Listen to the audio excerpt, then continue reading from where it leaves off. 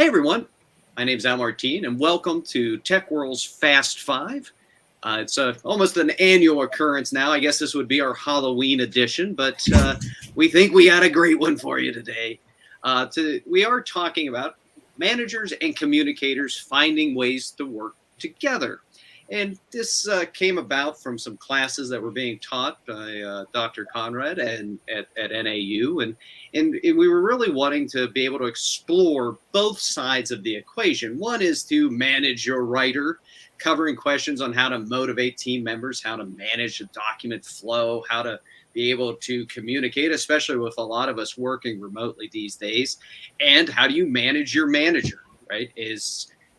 How do you communicate and work with teams and be able to, as a writer and a communicator, being able to outline and be able to get the information you need, be able to go the right direction when often these days, especially when we're not all together, you can't just drop by or have those impromptu conversations that really were quite useful in past iterations. So that's some of the stuff that we're covering. I do want to say, we do have our hashtag, the hashtag TWFAST and the numeral 5. If you have a question for us, we're going to introduce and figure out why you should care, what we have to say here in a moment. Go ahead and if you do that, you're going to see me look to the left here. We have our Twitter board sitting there. And if you do send a question over to us, the moment that we have a logical breaking point, we will jump in and ask your question here. But if you don't, we're okay with that as well.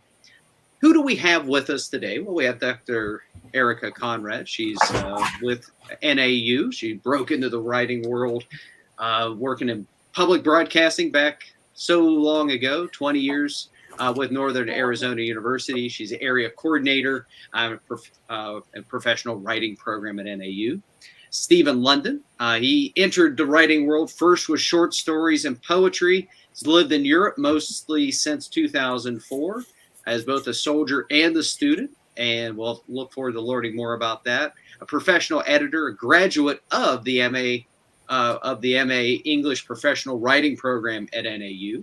Connie Giordano is our executive editor and co-owner of Tech World. And myself, I am both a co-owner at Tech World and have certainly moderated many of these, but I'm also a PMO leader with a small practice in Dallas that focuses on information security. I've been a senior project manager. I got about 500 projects under my belt. So on that side of the PM side, I hopefully be able to add some thoughts as well. Dr. Conrad, welcome. Again, it's October. We have you with us. That's awesome. How's it going? Well, it's great to be here, Al and Connie and Stephen. I'm so glad to see your face. Stephen just graduated from our program and he was in a bunch of my classes and we didn't ever talk live. We didn't ever see each other except a little tiny profile photo about this big. But I feel like I know you better than some of my family right now because we corresponded and I got to see his writing and I got to see him as a manager of a small team of writers in the last class that he took with me. So I'm really, really happy to get to be with you for an hour. And I'm so glad to be with Al and Connie, both of you. It's like we're family. This is our October family meeting. And thank you so much for having me. Oh yeah, no, it's good. We look forward to these. Who knows? Maybe we'll do more, but yeah, always October, it seems like. But yeah, no, we're thrilled now. So I remember last year and we do some prep notes and stuff like that. Last year, I believe it was British Baking Championships. And it seems that you have went, I guess, from the end results upstream, so to speak, and now into gardening. Is this accurate? You had shared that over the course you're now getting into gardening and whatnot. Yes, well, I was really wanting some vegetables that I couldn't get.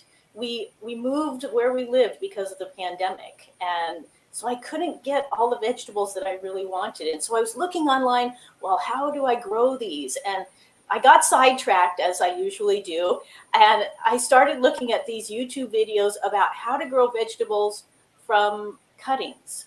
So, how to grow carrots from the end of a carrot. It's like recycling gone mad. And it's just wonderful. So, I learned how to do this with carrots, celery, onions, green onions, what else? Leeks.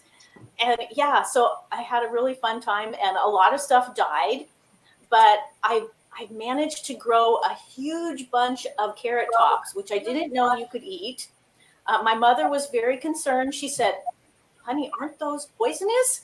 And they're not. I looked on the web, and they are not poisonous. And I ate a bunch of them, so I'm still here.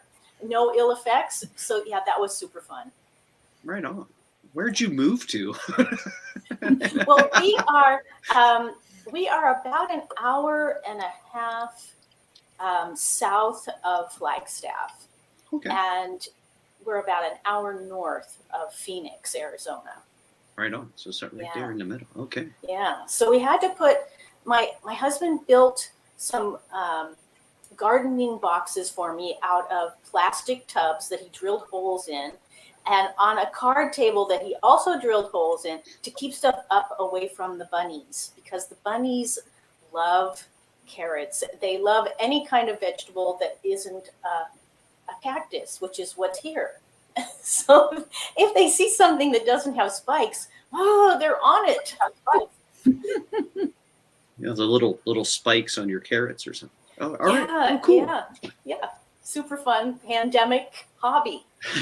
Yeah. Oh boy. All right, Stephen, great to see you. I'm glad we were able to connect former teacher to former student and pupil. That's awesome, man. Welcome to our show. We appreciate it. And talk about, you said how you were in Europe as both a soldier and a student. You want to unpack that in your background just a little bit for us? Yeah, definitely. At first, I'd just like to say thank you, Al, for the invitation. Al, Connie, I'm glad to be here. It's great to reconnect with Erica, although it's kind of strange to say reconnect, as she mentioned. It's the first time we've actually seen each other face to face, vis-a-vis digital. But I've been here in Europe since about 2004. I spent a lot of time in Germany as a user. I got to see a little bit of the world, traveled to Afghanistan a few times. And when my time was finished, I wanted to return to academia. And I found a small university out here, and I really enjoyed it so much that I thought, why not try to take a master's program online right before the pandemic? And so I kind of had an advantage of being online before everybody else. And yeah, the rest is history. I got to graduate from an amazing program and take a lot of practical knowledge with me that I actually still use. So I think that's a pretty concise explanation. So it sounds like during the pandemic, though, not always studying, renewing love of board games and trivia. So which board game is the one that you got a number one choice there? Ooh, a number one. Ooh, this is a bit tough. There's the classics like Monopoly, if you have enough time for it. But I try to go with maybe more casual board games. And yeah, we have one game that's called Bang. I think it's like an Old West sheriff and outlaws and different players, and every game is different. You get a different set of abilities, and yeah, it's fun game that where we get a chance to kind of, I guess, take a tech retrograde, just to socialize with board games and card games, and yeah, I really just enjoy the socialization factor of it. So I think that's a big thing, especially during the pandemic. That's awesome. Yeah, well, cool. Well, welcome. We appreciate it. We look forward to talking with you and getting some of your insights on the projects you were working and some of your professional career. On the board game, and we'll transition to Connie here in a minute. I can tell you, we've actually, used. If you want a game, you can actually do a proper, not board, but a real in real life game. Yahtzee actually works quite well. So Connie has a Yahtzee game. Our family does, and we've used so we have the Google Portal, but you could use any laptop and any way to Zoom or whatnot. It actually works where you can have Connie rolls her dice and does the scoring. We do ours. So we've been able to do that at least once, and we're about to do it again. I think we've done it like maybe twice. 3 times. That's but right. yeah, we're getting ready to do it again, which is great because I haven't seen Al or any of his family in. Well, I saw Al for my birthday last year, but I haven't seen the family in like 2.5 years. So it's exciting to actually get to see the kids growing up before my eyes, even though I can't see them in person. Anything else happening other than obviously work and board games? Yeah, well, with work, I started a new role within the Bank of America, and I am now doing content operations for our really humongous intranet. So that's real exciting, and I'm getting to do all the cool stuff I always like to do, like information architecture and page layouts and all kinds of fun things. So that's been really beneficial. And it's fall in Charlotte, which is like one of the best times to be here. It's just absolutely gorgeous right now. And so getting out and trying to walk around and see, what's what and who's who has been very enjoyable. Right on. All right, so let's go ahead. We'll talk a little bit, and we'll jump into it in a minute. But before we go into the questions itself, I want to tell a little bit about NAU's professional writing graduate master's program and certificate. The professional writing master's program and certificate program is designed to provide a graduate level education and communication skills that are in daily demand for engineers, scientists, finance experts, project managers. It's not on here, but I'm going to riff a little bit. And anybody who really is working, professionals in business, industry, and government. All the hours are taken to obtain the certificate can be used to fulfill the requirements in the MA. So you can kind of do a starter, and then if you want to kind of continue on, it's certainly transferable in for the MA in English at NAU, as well as a professional writing emphasis in the Masters of Administration, which is a degree offered by NAU Graduate College. The professional writing certificate is offered completely online, as Stephen had mentioned earlier. And got to say, for NAU with Tech World, we don't want, nor do we try to have a lot of advertisers. NAU has been a wonderful partner of ours for many, many, many years. As we said, we certainly love working with Dr. Conrad and the entire NAU team as we kind of help. They're on our site, but we work together and had a few interns last year. We have a wonderful relationship with Erica. We truly appreciate the partnership you all brought. And look forward to getting your thoughts here on our Fast Five discussions. Okay, so Tech World Fast Five. We have 5 big questions. I got news for you. It's a big topic. We got about 10 on the list, but we're going to get through 5 and do what we can. We also will have questions that are submitted by folks who are watching us via Twitter at hashtag of TWFAST5. I think if you're on the YouTube screen, you can actually put a comment in there. I believe that will come through to the tool that we're using. And so let's go ahead. We've talked a lot, but we haven't answered any of these questions yet. Connie, do you want to go ahead and do our first question? I shall be happy to. Speaking of whatever tools you use, that's what we focus on in our first question here. And obviously, as many people have said many, many, many times, the pandemic kind of changed everything. So there's a lot more focus out there on working remotely. How do you work in teams remotely? And so our focus on working on documentation teams remotely leads us to ask the initial question about what are your recommended resources, applications to manage remote writers, to manage documentation projects, et cetera, et cetera. There's a lot of them out there. So what have you found that works the best for you? I want to start that answer with Erica. Thanks, Connie. Yeah, in the class that I taught that Stephen was in, the class in which graduate students manage a team of undergraduate writers, we use several things for communication and also for managing the documentation they were working on together. So we started out in the learning management system for our online classes. We started out using the tools in there, which include an intranet, so internal emails, also a discussion board, and then we moved to Microsoft Teams and Google Docs. And there were some teams that preferred one over the other, but I wanted everyone to experience both of those things. And other teams came up with really ingenious ways of communicating with each other. And this is one of the reasons that I wanted Stephen to be with us today, because I thought that his team's solution was brilliant. You know, he's in Europe and his undergraduate team of writers is in the US. And he had to figure out a way to communicate with them, not only with the time difference, but also with the difference in lifestyle. So his team is all students. They're not sitting in front of a computer all day. They're running here and there to their part-time job, to this and that activity. They're not parked in front of a computer.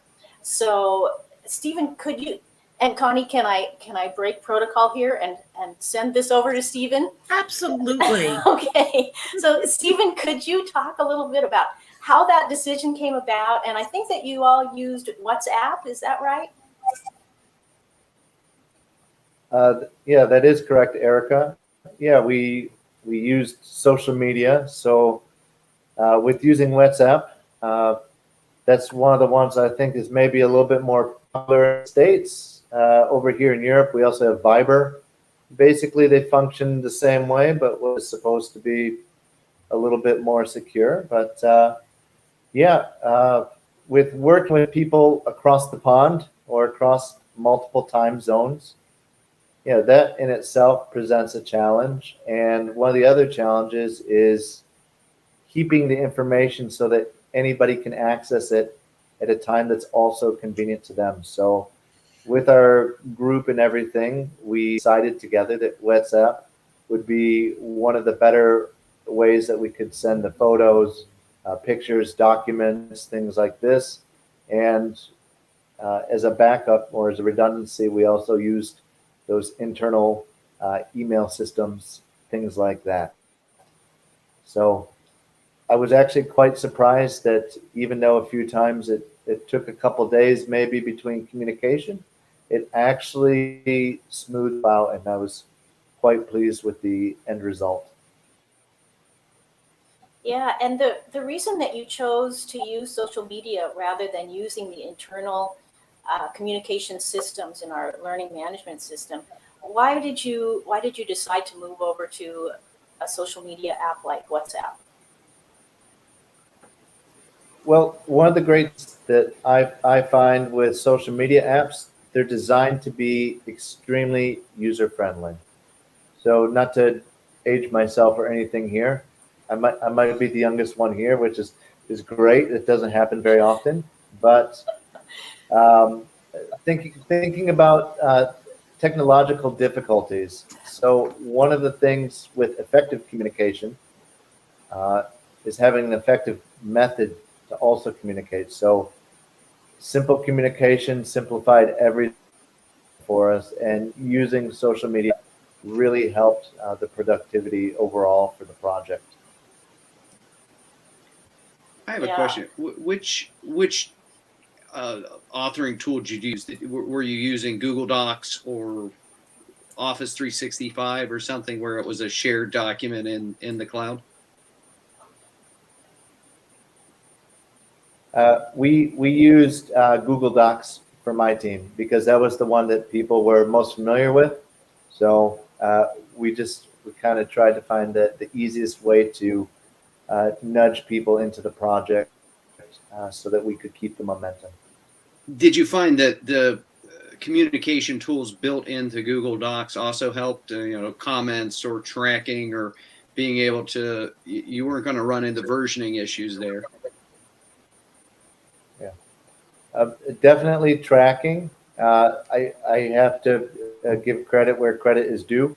I started the course with Erica.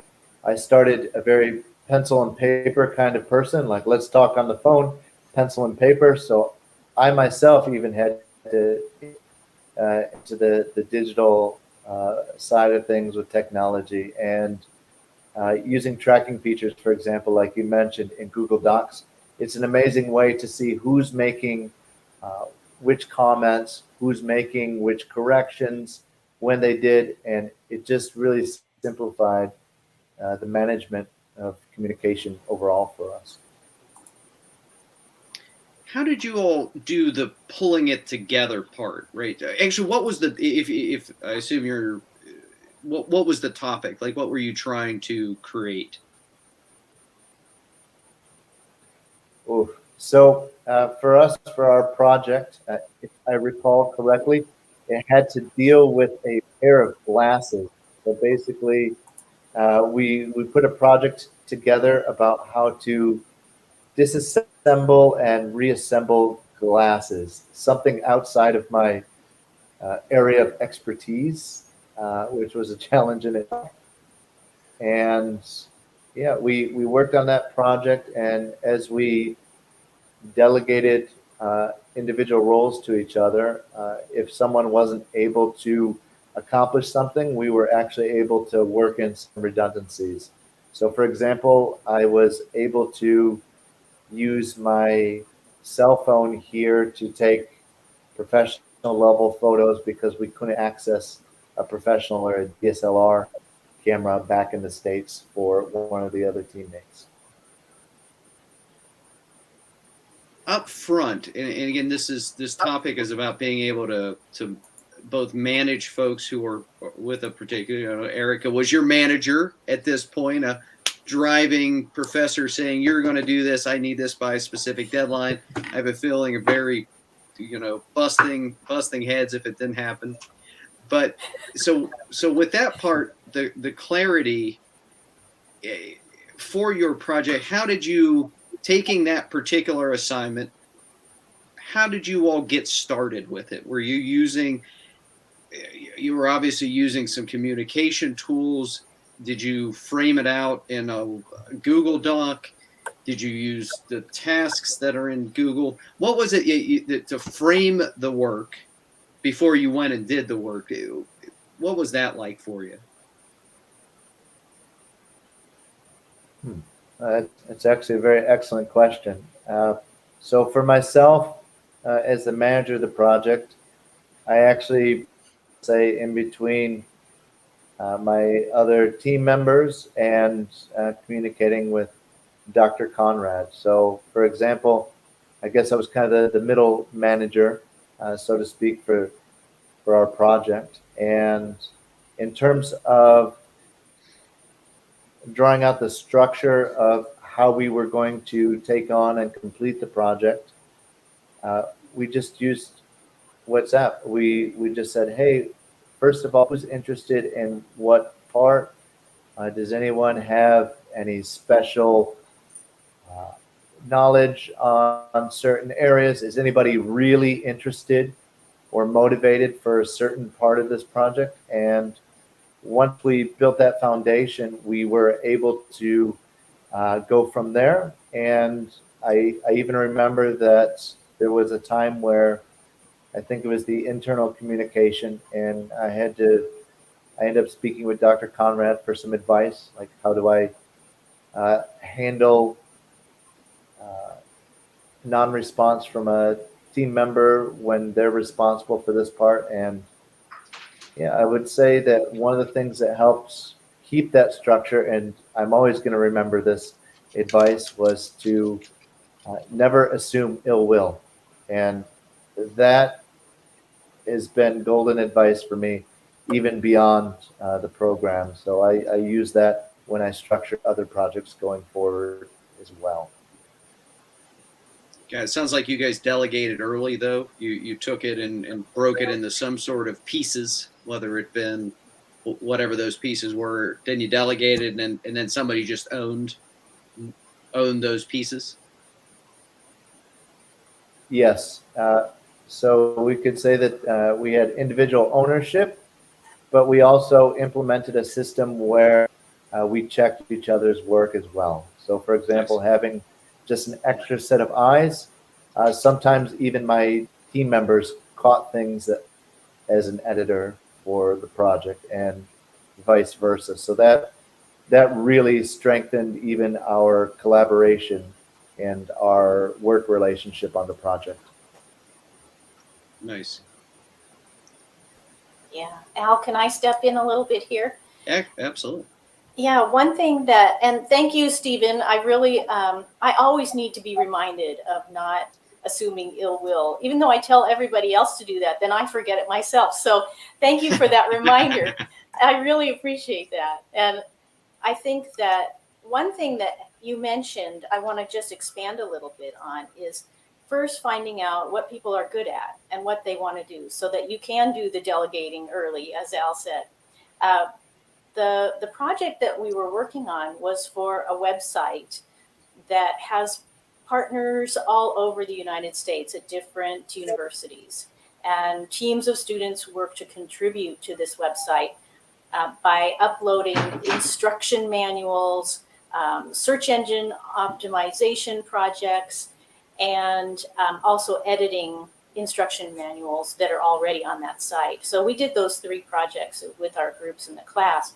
But this website is ifixit.com, and they have a wonderful icebreaker that they suggest that all the teams do. And I set this up as a wiki so that the students can also experience working on a wiki as a documentation management system. And so everybody puts in their interests and what they know how to fix. What do they know really well? What does somebody maybe in their family knows how to fix? So it helped them to figure out, okay, what's our project going to be? Because they had to decide what they were going to write an instruction manual about. So it really helped everybody to get to know one another and for people to realize that, hey, I have some expertise in something, or maybe somebody I know knows how to fix something.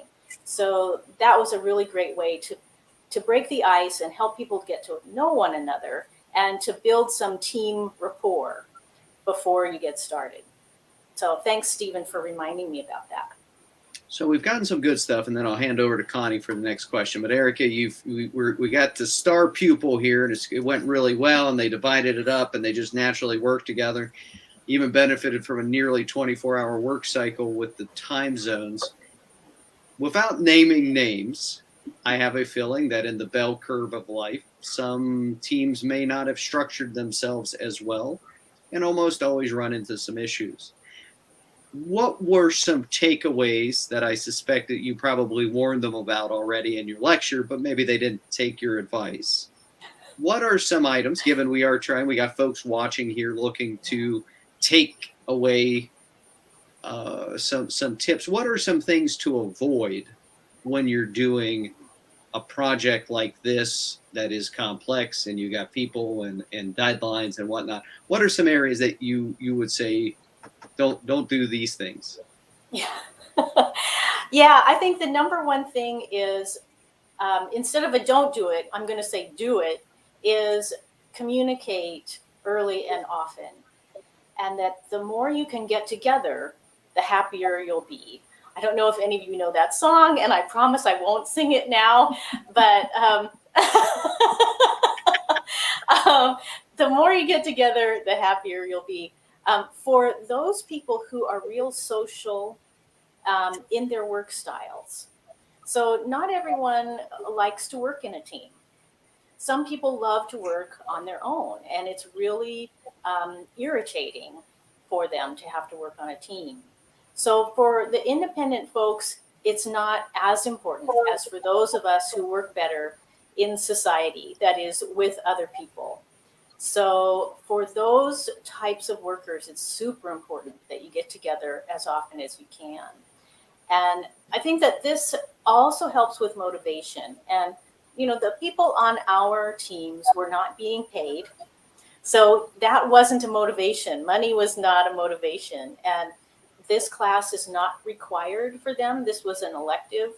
So they sometimes didn't have motivation to show up, do their work on time. And the people on the graduate team management level that did the best were those who figured out this issue that they really needed to meet, and on Zoom. It was perfect for them to meet on Zoom. So yeah, I had one team leader, a graduate student, who figured out that she really needed to show that she cared about her team. And the way that she did that is that she scheduled a lunch with each of her team members once a week. And she was working full time. She's taking our classes in her off hours, but she would get a lunch hour. And so she would schedule a Zoom meeting with just one team member. So not the whole team. It was just a chance for her to get to know people on a personal level, and also to have people talk about their work one-on-one rather than having to be in front of everybody. Some people work much better one-on-one than in a group. So she found that was really helpful to get her team motivated and to really build that sense of we're doing this for each other, because they didn't have the motivation of we're doing this for money. So yeah. So that's what I thought of when you said things to not do. That's the thing to do. And that's excellent advice. We'll let's move on, and then we'll maybe recap. Again, we're giving everybody some tips and tricks. But yeah, I think getting to know your team members and what motivates them. Yeah, absolutely. The one-to-one piece, and then structuring it, making sure there's ownership. You want a project to fail, give two people the same task. Nobody does the task, right? It's always somebody else's, or they'll butt heads or whatnot. So having that in PM terms, the one throat to choke, right? And if you do it that way, it is much easier because that person will pick that ownership. And then defining it early, as Stephen was saying, that about being able to say, hey, here's all of the stuff we need to do. Let's chunk it.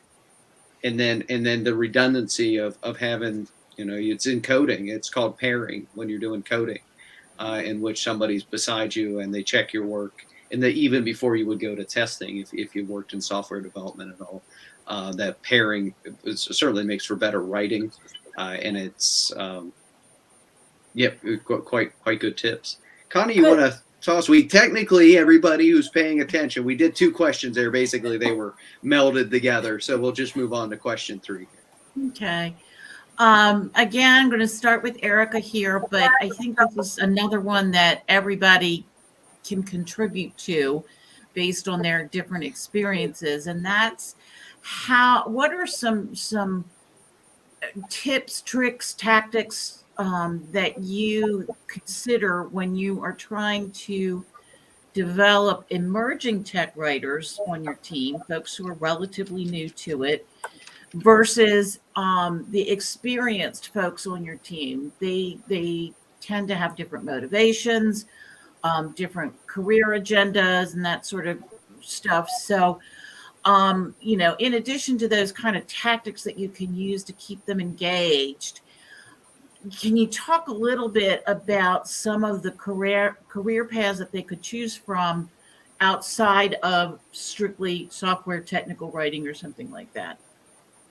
Yeah, it's a good bunch of questions, Connie. Thank you.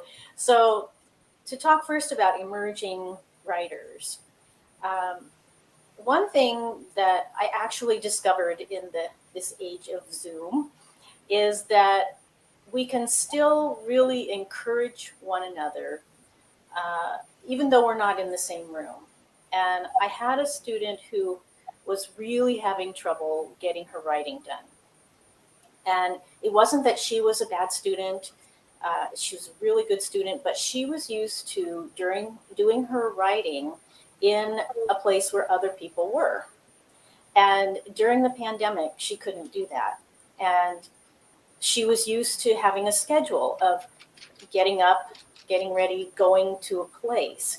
And she was having to do everything in her one room.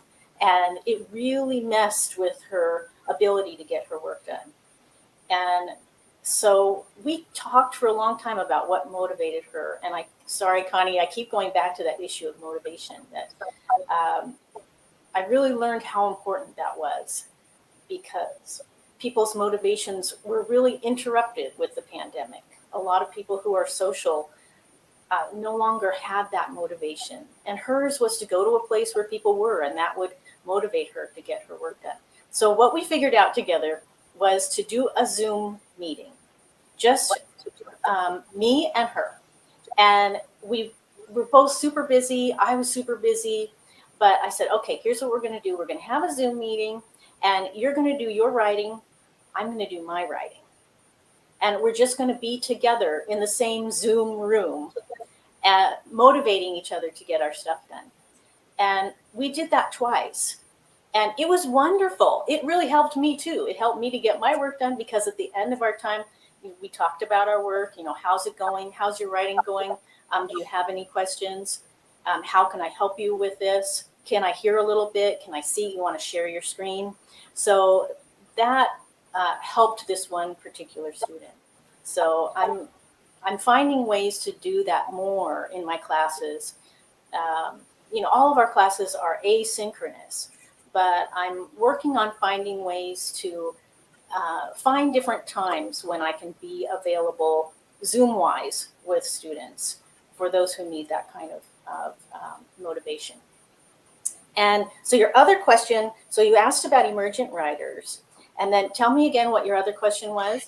The folks who are more experienced, who have a different set of motivations oftentimes, what kind of career paths can they look at? And this is a really important question from the aspect of, from my personal aspect, because we do have, on my new team, we do have a lot of people who are extremely experienced, but they've been doing the same kind of work for a really long time. So what kinds of things, whether it's from the academic perspective or from a working perspective, can you do to kind of get people on a career path that will continue to motivate them? Wow, that's a great question. Yeah, it's really some exercises that we did in our class, Stephen, thinking about, as managers, what motivates us personally. And I don't know, Stephen, if you discovered anything in those exercises about your own self as an employee, as a freelance person.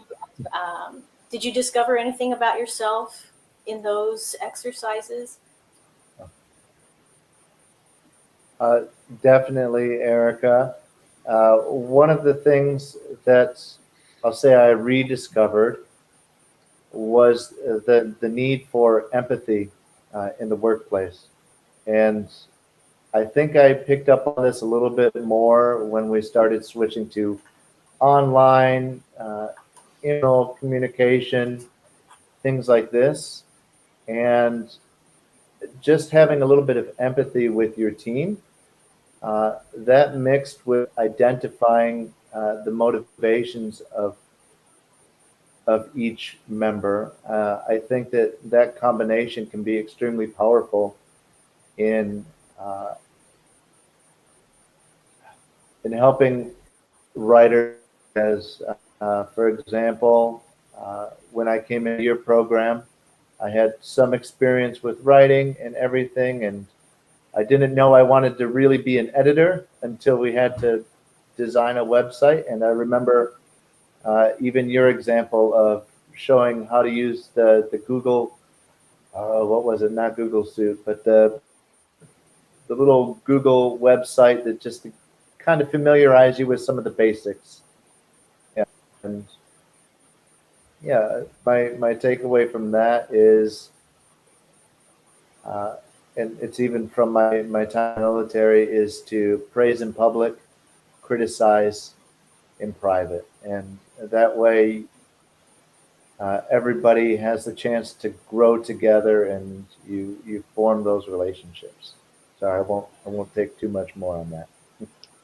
Yeah, sorry to lay that on you, Stephen, but I I'm thinking about your question some more, Connie, and I think that's really important for people who are mid-career, who are maybe burnt out in doing what they're doing. They've been doing it for a long time and they really need to grow. I think sometimes we're kind of like rodents.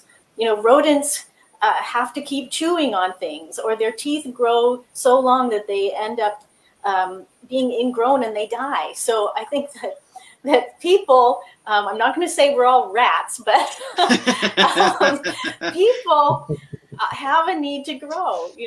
They need to grow in their abilities. They need to grow in their knowledge. And at first, I thought, oh, that's such a cliche, but it's really true. If you don't keep learning new things, if you don't keep trying new skills, you start to feel really yucky. That's a technical term. You start to feel really stagnant, and so it's super important for people to keep learning what's motivating them today and what's making them feel good at work. Is it maybe it's you feel really great when you're teaching somebody how to do something. You notice that when a new person comes in, you're the one that trains them. Maybe because that really makes you feel good to show somebody how to do something. And maybe you could think about, oh, well, I know all these things about how to put together a super document. I know how to write instructions. I love teaching people how to do things. Maybe I should go into corporate training. Um, so I think it starts with figuring out what makes you feel good at work, what helps you to keep on learning new things. So it's a sign if you are saying to yourself, oh, that's really cool. I want to learn about that. Um, that might be a good direction for you to pursue. And it doesn't mean that you have to totally change your job today, but you can start, moving in that direction. Read a little bit of this. Go, oh, that's really cool. Read a little bit of that. Explore. Start Googling for jobs that have keywords in them that are your keywords. So, when we talk about search engine optimization, we're choosing keywords that our user is going to put into the search engine. Well, think about your own keywords for your work and your life and what motivates you, what makes you happy at work. Put that into a Google search and say, job training jobs or things. What makes you really happy in your job, Connie? What makes you feel in a day? What's your favorite thing to do? Yeah, I often will when I'm working with folks and not necessarily managing them, but just as a more experienced peer, will ask my colleagues questions about what parts of this do you really enjoy doing versus the things that if you could foist onto somebody else, you would do in a heartbeat. Al, I'm curious as how you see this in terms of some of your experience in both large and small companies of keeping folks motivated, getting them on a career path where they can be satisfied with their work. What kinds of things have you found worked? Yeah, it's an interesting question, and the needs from experience, the needs of recent graduates and coming out of school, coming into whether they be just general consultants or technical writers. I have found for them specifically, and this is my take, and I've never actually asked, but from what I've observed, it is trying to help coming out of this very structured environment in which you are given your task and you know how you finish and you know how you were how well you did at the very end, to a world in which you don't get the grades at the end of the paper that you've assigned. It is often, hey, I need this, and you go off into A manager will ask you for this, your PM does, and it isn't as detailed. One of the things I have found working with recent graduate is to ensure that I'm spending time putting it in the context for that team member, helping them understand what is expected, and constant touch points early as they get their confidence up. They were super confident when they were seniors or recent graduates, right? Because they understood that world. But when you come in and suddenly there's somebody who's 40 years older than you, sure, you got all this money, but all of a sudden you could lose that money too. That, it's a confidence issue, and being able to know you can do it, and being able to, and for me as a manager, wanting to make sure they do it the way I want them to do it. So I spend a lot of time working with resources and team members saying, okay, talk me through what you're thinking here. And they're almost always going to be wrong the first time, and that's okay. And frankly, I got a decent amount of experience. Sometimes when I will go to as an experience, we were to give tips on how to be a good employee in some ways here. I will, if I'm not crystal clear that my manager is what they're asking, I'm going to come back and say, I think you've asked me to do this, and you want to see these 5 things. And sometimes they're like, no, not at all. You've totally gotten it wrong. And I'm like, okay, then what is the right way to go about this? But when I'm working with someone who's a little less experienced and I'm assuming less confident, or maybe they're confident in a weird way because maybe they're insecure, tell me what you're thinking here. Help me. And I'm really working with them to get the mental model of how to build that document, how to do that work, how to engage in meetings, how to ask those questions, shadowing. There's formal training, but in a lot of ways, especially with the NAU program, you're given those tips, right? You're given that formal training. For experienced hires, you get to put that into a wider context of work. But it's really kind of working until I know and I feel like they're really getting it and they're going the direction. They start pushing back, but in the right way. And it's hard to explain. You'll know it when you hear it. For experienced folks and my team, my direct team that I work with are all very experienced project managers. They have a hellacious amount of cycles under their belt. For them, it is giving them context on how we do things at our firm that may be a little different, and what the fairway looks like. I'm not going to micromanage you. I'm not going to spend a lot of time other than, hey, this is how we run our meetings, or this is how we do these things. But after that, I want to give them a wide fairway, but I need them to stay in that fairway. So, we send meeting notes after the meetings. We do these things. And then it's also making sure that those team members, once they kind of understand how the game's structured, just the loosest of frameworks, that there is absolutely no way this is the best way to run this department. So because you have all of those cycles, I need you to tell me.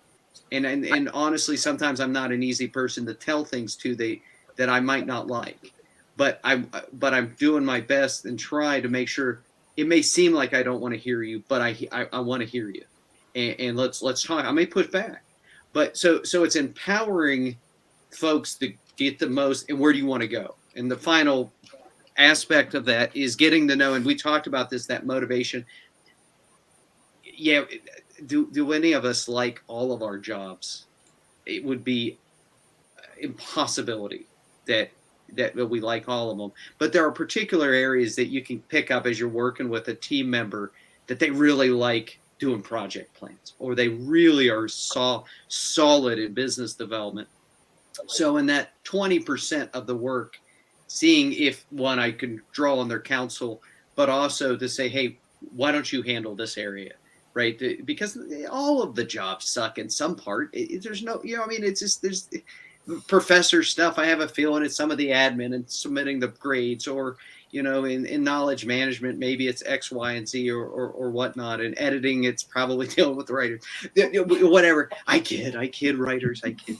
But yeah, but the way in my mind, you work with more inexperienced writers and communicate any employee versus experienced ones is different because you want them to step to that point where they are confident, they know what the hell they're doing, they know where their weaknesses are, and they want.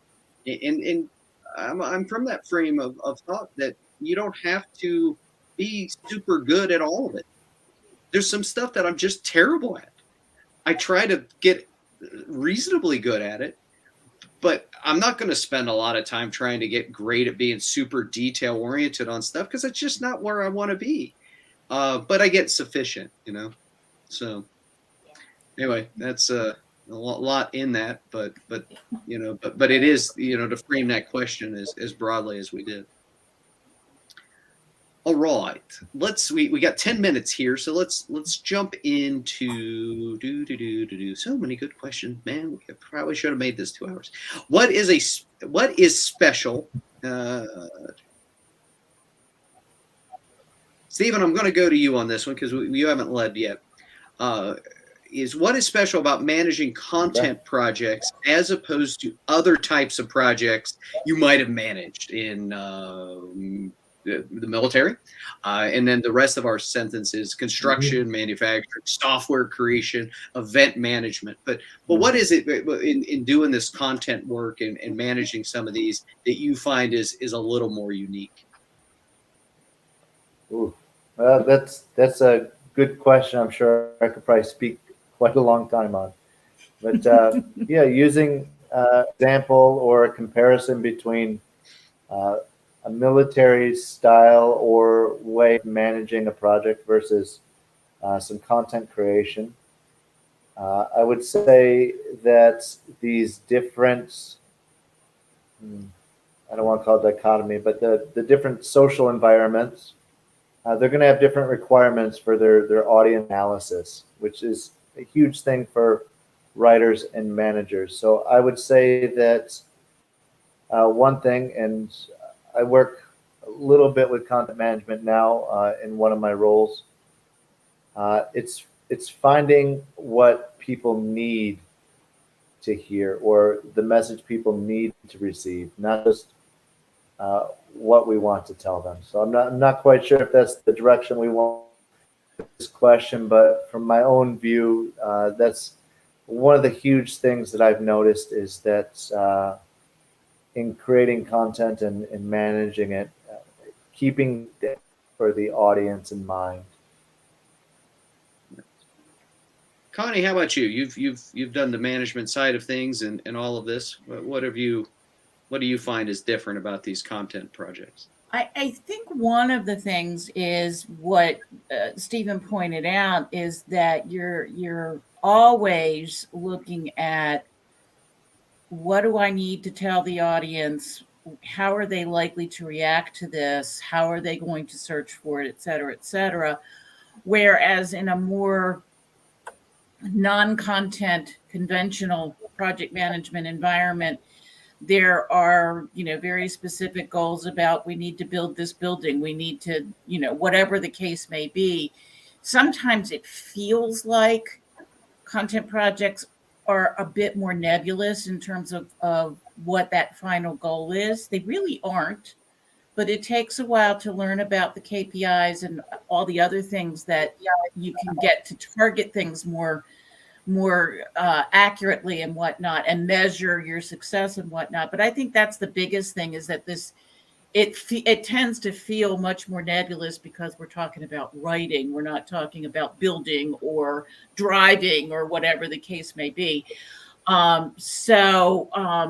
and allowing enough time to go through review and revision processes. That's probably the other biggest specific thing is depending on the structure and culture of your organization, they may want a lot of time to do review and revision. And depending on, where you report and whatnot, you may not have that time. So that I'm finding right now can be a really big challenge is we have some stakeholders who want to review it 3 or 4 or 12 times. before it needs to go out. And we've got people on the back end who have to deliver that content who don't have that kind of time to wait because they got 500 other pieces of content that they also need to manage. So I think those two things in particular probably are the big distinguishers between content related projects and other kinds of projects. Right on. Erica, your thoughts? Yeah, I'm trying to think about the differences, and all I see are similarities. I used to be the program manager for a nonprofit, and I managed a ton of programs over my 10 years there. And I just keep thinking of the similarity in what Stephen said about audience, that the projects we were doing were workshops for teachers. And I would hire consultants to do the workshops, or I did them myself. But I worked a lot with the school districts, and I would try and find as much as I could out about the teachers that would be in our audience. And many times we would get no information about what they needed. So we just kind of had to guess. And it reminds me of doing a content project for which you don't know who your audience is. You have no budget to find this out, no time to find this out, but you have to create this document or this content just based on knowledge of who you are and what you think is great. So, yeah, I just keep thinking of that similarity of going into a situation, not knowing what these teachers needed, but just having to give them something that would, I thought, help them. And sometimes it worked and sometimes it flopped miserably. And I apologize for any flops that happened. But yeah, I just keep thinking about that similarity. I would say, and we'll jump into our fifth question, and we'll do a round robin real quick on it. But I would say it has to do with the shared understanding of actually what you're planning on doing. Let's all write a story about a bear. Right now, each of us could write a story about a bear, and every one of those stories would be different. In the fact, you can think of stories about bears in which some Winnie the Pooh, Paddington. By the way, there's a couple out there in which the bear's pretty mean, right? And that shared understanding of the topic means that without the good communication we've talked about early, without those checkpoints we've talked about early, then those managers better be demanding those checkpoints. I want to see the finished product, because you could send somebody down to Winnie the Pooh land there, and they really wanted the aggressive, mean one that we totally missed it, and we burned a ton of cycles going that direction. But that shared understanding, and oh, by the way, once you've written that outline and you've written it a little bit, suddenly that manager or that leadership gets in a new clarity that can also, it's very hard. Hey, I want to have a golf tournament. It's a golf tournament. You know you're not going to have basketballs there. You already have limited the framework of the project just by the definition of it. But when you get in the content, and I'm using creative writing, that's damn tough. And that upfront communication we've talked about, whether it be through WhatsApp or meetings early or outlining or all the stuff we were taught in your classes, but also in fifth grade, how you outline it first and then you move on, that all of us skip as you get more involved and more experienced, means that the chances of the delta increases exponentially around content, and it's almost, even when it doesn't, it can change at the end because somebody gets a new light bulb or an IC moment. All right, our fifth and final question.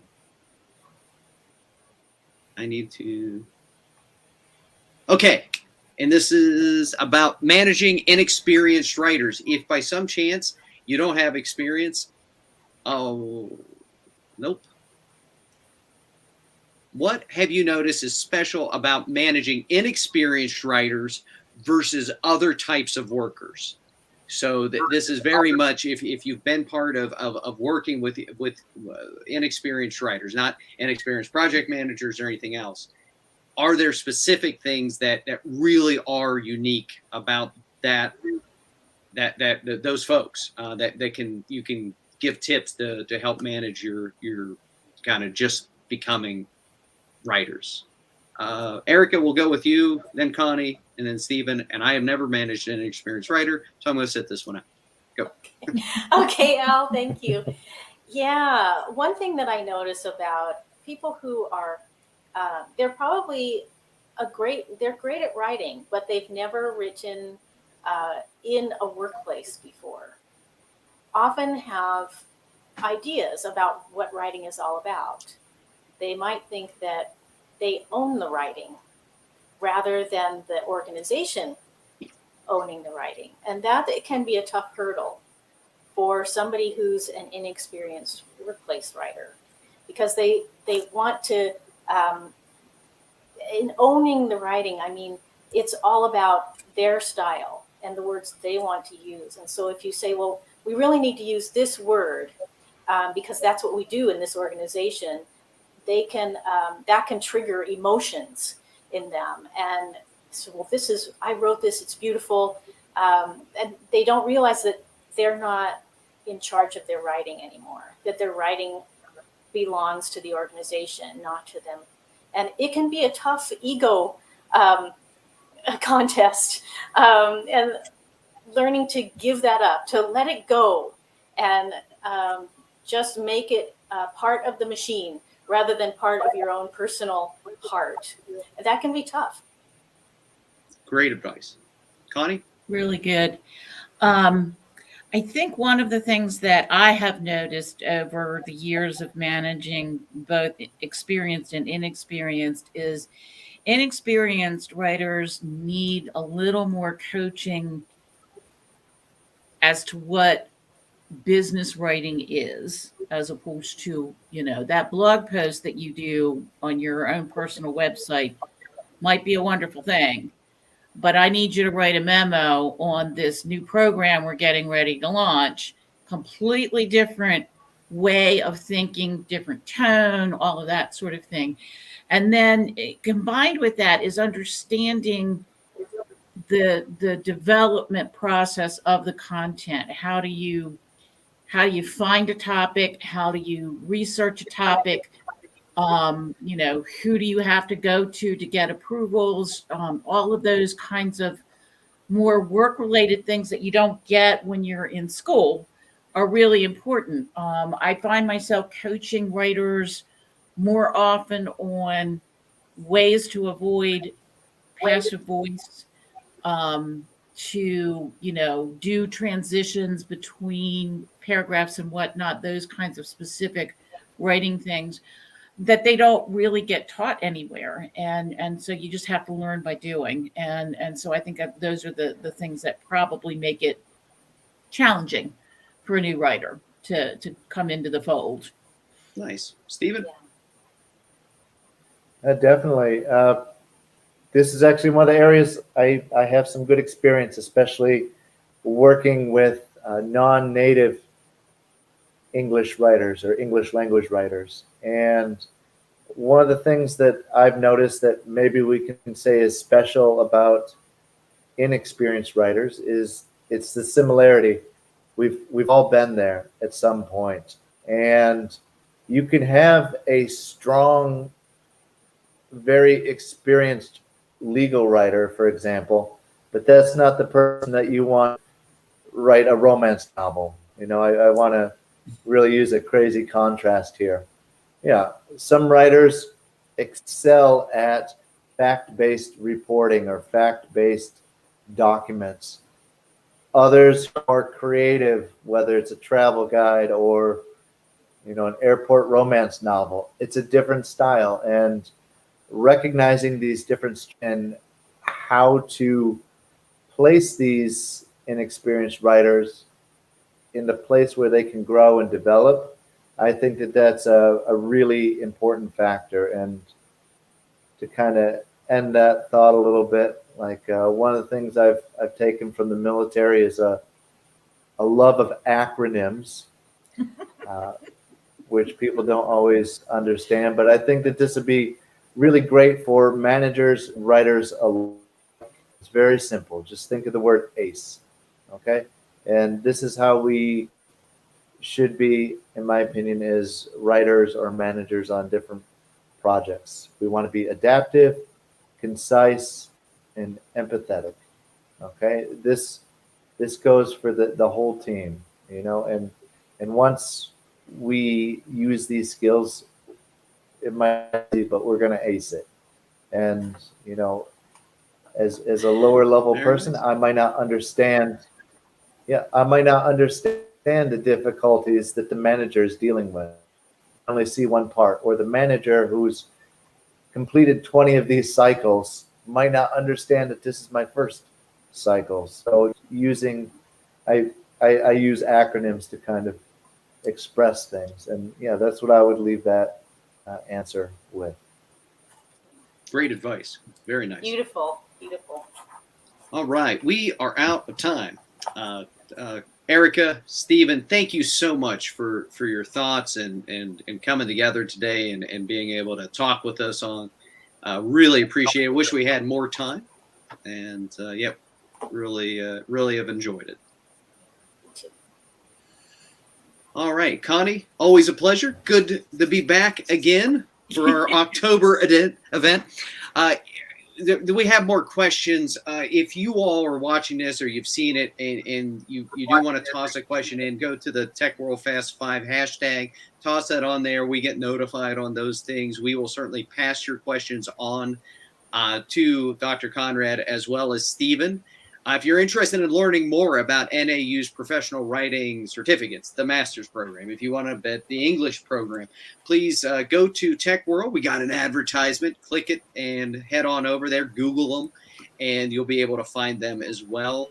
Certainly a worth exploring it. And if you were looking to take that next step in your career, this is a wonderful program to be able to do that. For myself, everyone at Tech World, everybody on this call, thank you so much, and we hope you have a great day. All right, take care, everyone. Thank you. Thank you.